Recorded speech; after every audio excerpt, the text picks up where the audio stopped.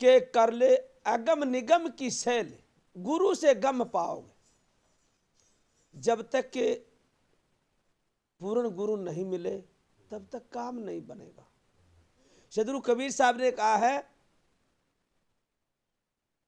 कि जब लग गुरु मिले नहीं साचा, तब लग करो गुरु 10 पाचा। जब तक सच्चा गुरु नहीं मिले तब तक गुरु को बदलते देर मत लगाओ। जिस गुरु से भ्रम नहीं भाजे तुरंत दीजिए त्याग। जो भ्रम अज्ञान दूर नहीं कर सके उनको तुरंत त्याग दो। कोई फायदा नहीं उनको सिर के ऊपर बोझ ठाएगा। नहीं तो कहेगा वो मेरा गुरु है, वो मेरा गुरु है। गुरु गुरु करके सारी जिंदगी ऐसे टपा देगा। बात है विवेक करके खोल खोल के समझा दे, निर्णय करके। तब कहे कर ले अगम निगम की शैल, गुरु से गम पाओगे। गुरु से जानकारी मिलेगी, नहीं तो नहीं मिलेगी।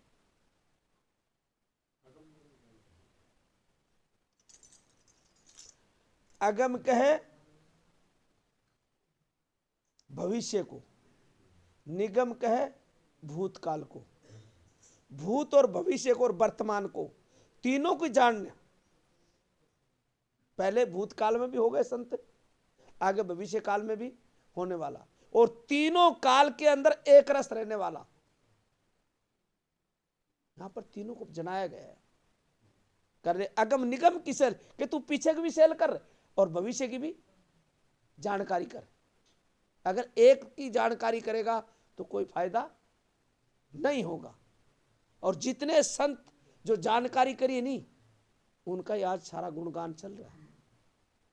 कर ले अगम निगम की सेल, गुरु से गम पाओगे। कह नहीं है सड़क नहीं दगड़ा। कह इस चीज को जानने के लिए, दगड़ा तो राजस्थान की भाषा है, कच्चे मार्ग को कहे रास्ते को, और सड़क आप समझ गए ना। तो कोई सड़क पर चलना है और ना कोई कच्चे रास्ते पर चलना। नहीं है सड़क नहीं दगड़ा, और नहीं है दुहेली सी बाट, ना कोई 2-5 कोस की बाट भी है। ये तो एक जानना है। नहीं है दुहेली सी बाट, तुम कैसे जाओगे? अगर इस चीज को जानना चाहो तो जाओगा किसी तरीका, जाने का कोई रास्ता ही कौन मिले। नहीं है दुहेली सी बाट, तुम कैसे जाओगे? कर लो अगम निगम की सेल, गुरु से गम पाओगे। फिर कह नहीं है पवन नहीं पानी। नहीं है पवन नहीं पानी, नहीं है धरण आकाश, कहां ठहराओगे? ना कोई धरती आकाश भी नहीं है तो ठहरना खड़ा होगा। चलना तो कुछ जगह मिलेगी, उसी के ऊपर चलना है, जब भी तो ठहरोगे। तो यहां ठहरने को प्रमाण बताए हुए, कहां ठहराओगे? कर लो अगम निगम की सेल, गुरु से गम पाओगे।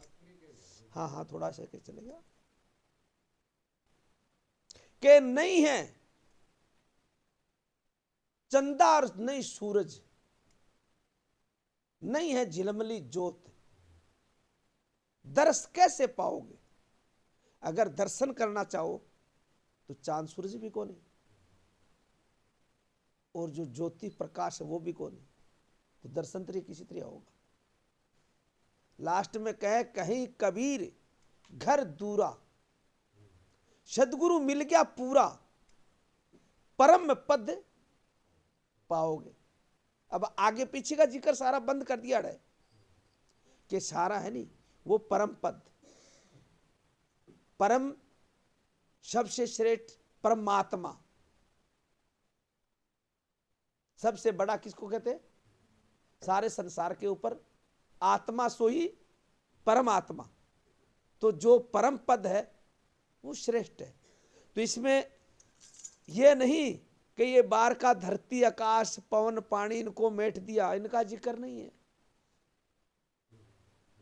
ये इनका जिक्र नहीं करे संत। संत का ये तो पांचों तत्व सामने दिख रहा है, नहीं ये मौजूद रहेगा, पहले भी हा, आज भी है और आगे भी रहेगा। पर जिन तत्वों के अंदर, इस शरीर के अंदर तू क्रिया कर रहा है, जिसमें उलझ पुलझ हो रहा है तू, इनको छोड़ दे। एक क्रिया करने की जरूरत नहीं है। यह क्रिया है नहीं, या ही तेरो बंधन है। आ क्रिया छोड़ के और फिर तू जान ले। और क्रिया के अंदर बहुत बड़े बड़े योगी लोग अपने शरीर को तोड़ लिया, पर जो शरीर को तो तोड़ लिया पर भवेक नहीं करया। और भवेक नहीं करया तो जान नहीं हुई। अरे ये काम है भवेक करने का, योग करने का नहीं। भवेक से योग सुते ही हो जाता है। योग तो एक समझने का काम है, और समझ के योग नहीं कर रहे, योग जो उल्टा कर रहे, जैसे कोई कपाल भाती कर रहे, कोई प्राणायाम कर रहे है, कोई श्वास चढ़ा रहा है, कोई नेति धोती कर रहा है, कोई कुंजर कपाड़ी कर रहा है, ये सारा करना है, ये तो एक दुखपण है। इनमें किसी का कल्याण नहीं हो रहा। ये केवल करना कोई चाह रहा है तो अपने शरीर में कोई रोग है, रोग के लिए कर रहा है, तो रोग की निवृत्ति हुई, इनको छोड़ दो। वो तो पीड़ा के लिए कर रहा है।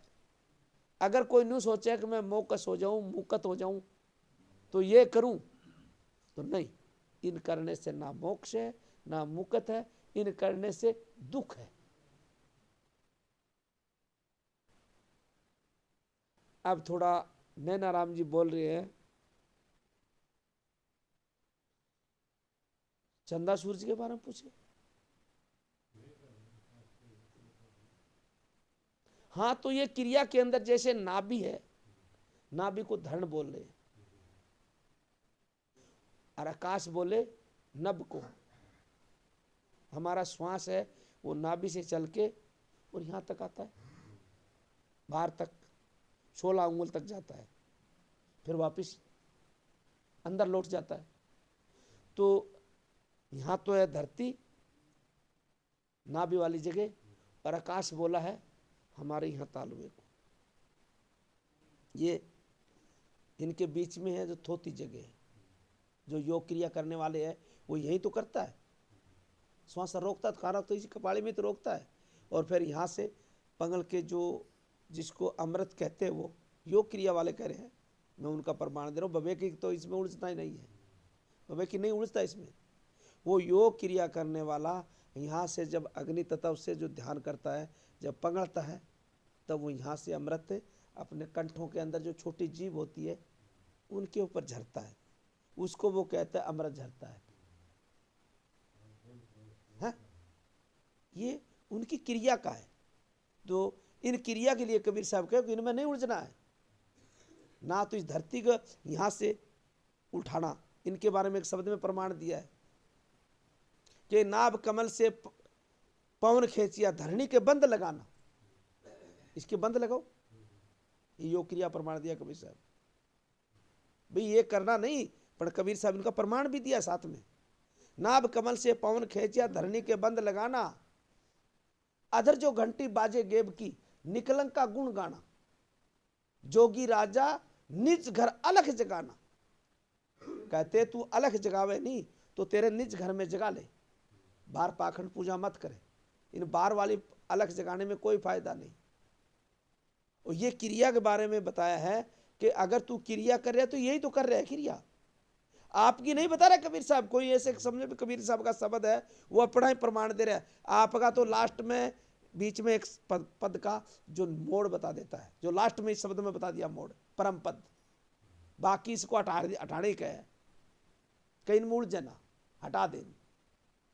और इनमें उलझेगा तो बंधेगा, फंसेगा। तो फंसना नहीं है, ना तो ये नेति धोती करना, ना कुंजर कपाड़ी करना, ना यहाँ से सांस उठा के और रोकना कपाड़ी में ले जाके, इनमें कभी नहीं करना। ये क्रिया है, ये तेरा दुखदायी है। ये योग मार्ग का प्रमाण बता के इनको ना किया है, हटाया है अपन। अब तेरा पद है वो परम पद है, परम शांति का, जो शुद्ध स्वरूप, किसी मिलोनी की बात नहीं। यहां जड़ चेतन दोनों का मिलने की बात नहीं, यहां तो अपना परम पद बताया, दोनों का नाम भी नहीं लिया, सारे तत्वों को गिना भी दिया और नाम भी नहीं लिया साथ में, दोनों चीज बता दी, गिना भी दिया और वैसे नहीं बताया कि जड़ है या चेतन है, अपना परम पद बता दिया। बस भी ठहरना है तो अपने स्वरूप में परम पद में ठहर जा, बस ये यही तत्व है, यही तू है, दोनों चीज कोई दिक्कत नहीं, एक दो की बात नहीं है, एक कहूं तो है नहीं, दो कहूं तो गारी, है जैसा रह तैसा कहीं कबीर विचारी। जैसा तू अब विवेक करके ठहर गया, यहां पर रुक जा, बस वो तेरो विचार है। एक अगर कहे ईश्वर अल्लाह खुदा परमात्मा सारे ब्रह्मांड का एक मालिक है, तो भी बोलो ठीक नहीं कह सकता, और दो कहूं तो इसके ऊपर दूसरा मालिक ठहरता है, दो कहूं तो दूसरा मालिक ठहरता है, तो ये गार बन जाती है। फिर गाली, जैसे पूर्वी भाषा में क्या कहे, कोई गाड़ काटता नहीं किसी को तो उनको गारी कहते हैं, आई समझे, तो भाषा पूर्वी की, यूपी की। एक कहूं तो है नहीं, एक अगर कहूं तो कोई ईश्वर अल्लाह परमात्मा नहीं है, सारी सृष्टि का मालिक जो इसको बनाने वाला मिटाने वाला।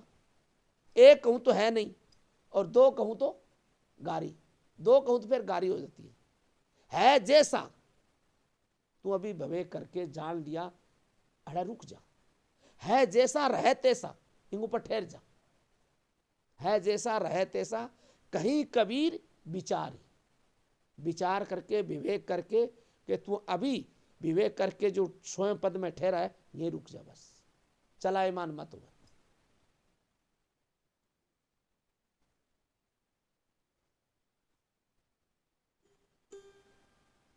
हुआ कुछ समाधान है?